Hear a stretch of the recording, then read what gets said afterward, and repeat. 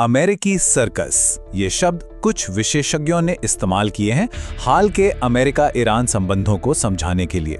एक ऐसा तमाशा जिसमें विरोधाभास थे, लगातार बदलते लक्ष्य थे और ऐसी घटनाएं थीं जो हैरान कर देती हैं। तो आज चलिए इसी सर्कस के अलग अलग पहलुओं पर एक गहरी नजर डालते हैं और समझने की कोशिश करते हैं कि आखिर इसके पीछे की कहानी क्या थी।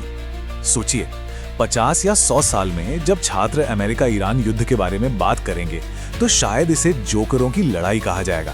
ये एक बहुत ही तीखी टिप्पणी है ना? ये दिखाती है कि कैसे दो ताकतवर देशों के बीच का एक गंभीर टकराव एक ऐसे तमाशे में बदल गया था जिसे भविष्य शायद मजाक के तौर पर याद रखेगा। तो चलिए इसी सोच को ध्यान में रखकर आगे बढ़ते हैं। पहला हिस्सा है विरोधाभासों का युद्ध।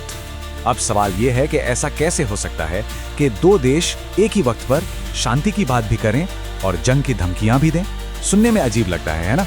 तो चलिए पहले इसी अजीब विरोधाभास को समझते हैं जिसने उस दौर के अमेरिका ईरान रिश्ते को पूरी तरह से घेर रखा था। अब जरा इस पर नजर डालिए। एक तरफ अमेरिकी एडमिनिस्ट्रेशन का दावा था कि शांति वार्ता हो रही है, वो तो डील के लिए गिड़गिड़ा रहे हैं, और ठीक उसी वक्त दूसरी तरफ से ईरान के विदेश मंत्रालय का बयान आता है कि पिछले 30 दिनों से कोई सीधी बात ही नहीं हुई, हमें अभी बातचीत में कोई दिलचस्पी नहीं है। मतलब ये कोई छोटी मोटी गलतफहमी नहीं थी, ये एक तरह का इंफॉर्मेशन वॉर था, एक सूचना युद्ध। दोनों ही तरफ से अपने लोगों और पूरी दुनिया के सामने एक अलग ही कहानी पेश करने की कोशिश हो रही थी। और फिर इस तरह के बयान आते हैं। सोचिए, व्हाइट हाउस की तरफ से कहा जा रहा है कि कई पिछले नेता जो अब इस दुनिया में नहीं हैं, वो इसलिए नहीं है क्योंकि उन्होंने अमेरिका से झूठ बोला था और वो मारे गए। जब इस लेवल की इतनी आक्रामक भाषा का इस्तेमाल हो रहा हो तो फिर भरोसा कैसे बनेगा? किसी भी तरह की बातचीत की गुंजाइश ही कहां बचती है? ये डिप्लोमेसी तो बिल्कुल नहीं है, ये तो एक खुली धमकी है। तो ये तो हुई बयानों की बात जिसने काफी कंफ्यूजन पैदा किया। लेकिन कहानी में कंफ्यूजन सिर्फ यहीं तक नहीं था। अब बात करते हैं दूसरे हिस्से की, हमेशा बदलते उद्देश्य। सवाल यह है कि अगर बातों में ही कोई तालमेल नहीं था तो क्या जमीन पर जो एक्शन हो रहा था उसके पीछे कोई साफ मकसद था? चलिए देखते हैं। जब ये कंफ्यूजन बहुत ज्यादा बढ़ गया तो सीनेटर मार्को रूबियो सामने आए।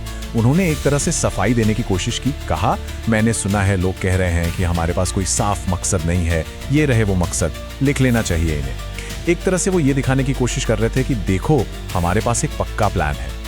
लेकिन यहीं पर एक बड़ा सवाल खड़ा हो जाता है। अगर मकसद इतने ही साफ थे तो फिर जो कहा जा रहा था और जो जमीन पर हो रहा था उसमें इतना फर्क क्यों था? और यही तो असली गड़बड़ थी। देखिए, रूबियो ने 4 एकदम मिलिट्री टारगेट गिनाए। ईरान की एयरफोर्स, नेवी, मिसाइल सिस्टम और फैक्ट्रियों को तबाह करना, बिल्कुल साफ। लेकिन एडमिनिस्ट्रेशन में ही बैठे दूसरे लोग क्या कह रहे थे? कोई कह रहा था ईरान का तेल कब्जा करना है, तो कोई कह रहा था कि वहां सरकार बदलनी है, कोई कह रहा था कि होर्मुज जलडमरू मध्य को सुरक्षित करना है। मतलब मकसदों का कोई तालमेल ही नहीं था, पूरी तरह से एक केओस वाली स्थिति। और यही बात उस सर्कस वाले एंगल को और मजबूत करती है।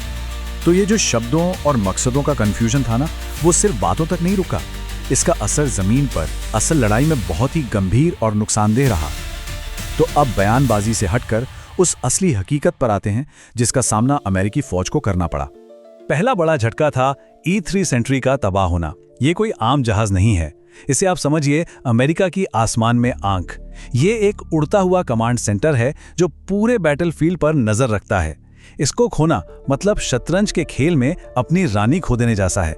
ये एक बहुत बहुत बड़ा नुकसान था। फिर बारी आई KC-135 टैंकर की। ये हवा में उड़ते हुए गैस स्टेशंस हैं। इनके बिना लड़ाकू विमान ज्यादा दूर तक उड़ ही नहीं सकते। समझिए एक तरह से उनके पर ही कट जाते हैं। इनका तबाह होना अमेरिकी एयरफोर्स की ताकत पर एक सीधा हमला था। और शायद सबसे बड़ा स्ट्रैटेजिक लॉस था EC-130H कमांड कॉल का। ये एक इलेक्ट्रॉनिक वॉरफेयर का पावर हाउस है। ये दुश्मन के कम्युनिकेशन और रडार को जाम कर देता है, मतलब उन्हें अंधा और बहरा बना देता है। और कमाल की बात यह है कि अमेरिकी फौज के पास ऐसे सिर्फ 5 ही ऑपरेशनल जहाज हैं। मतलब एक ही हमले में उन्होंने अपनी 20% कैपेसिटी गंवा दी। ये बहुत बड़ी बात थी। और अब सबसे चौंकाने वाली बात, ये जो करोड़ों डॉलर के अमेरिकी जहाज गिराए गए, क्या आप अंदाजा लगा सकते हैं कि इन्हें गिराने वाले ईरानी शाहिद ड्रोन की कीमत क्या थी? सिर्फ $20,000। जी हाँ, ये दिखाता है कि कैसे आज की टेक्नोलॉजी ने जंग के सारे नियम ही बदल कर रख दिए हैं। तो जब देश लड़ाई में उतरते हैं तो असली कीमत कौन चुकाता है? ये सिर्फ फौजी और हथियार नहीं होते, इसकी एक बहुत बड़ी कीमत होती है जिसे आम लोग अपनी जेब से और कभी-कभी अपनी जान से चुकाते हैं। आर्थिक तौर पर खतरा बहुत बड़ा था। एक्सपर्ट्स का अंदाजा था कि अगर ये लड़ाई और बढ़ी तो तेल की कीमतें $115 से सीधे $200 प्रति बैरल तक जा सकती हैं। इसका मतलब पूरी दुनिया में पेट्रोल डीजल महंगा, महंगाई आसमान पर, और इसका असर सीधा हर आम आदमी की जिंदगी पर। लेकिन कीमत सिर्फ पैसों में नहीं होती। फौज की रिपोर्ट और आर्थिक आंकड़ों से कहीं ज्यादा एक कीमत होती है जो इंसानी जिंदगियों में चुकाई जाती है। ये सिर्फ नंबर नहीं है, हर एक नंबर के पीछे एक कहानी है, एक बिखरा हुआ परिवार, एक बर्बाद हुआ भविष्य।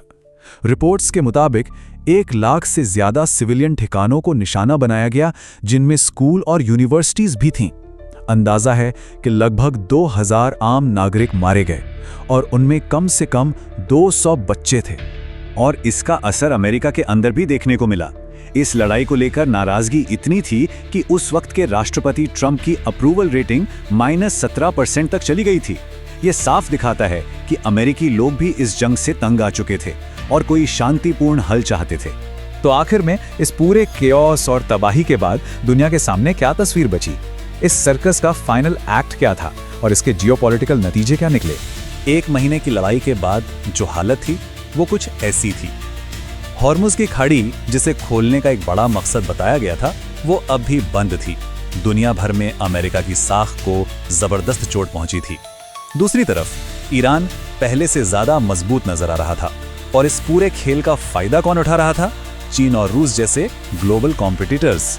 मतलब अमेरिका का एक भी घोषित लक्ष्य पूरा नहीं हुआ। और ये सब हमें आखिर में एक बहुत बड़े सवाल पर लाकर खड़ा कर देता है।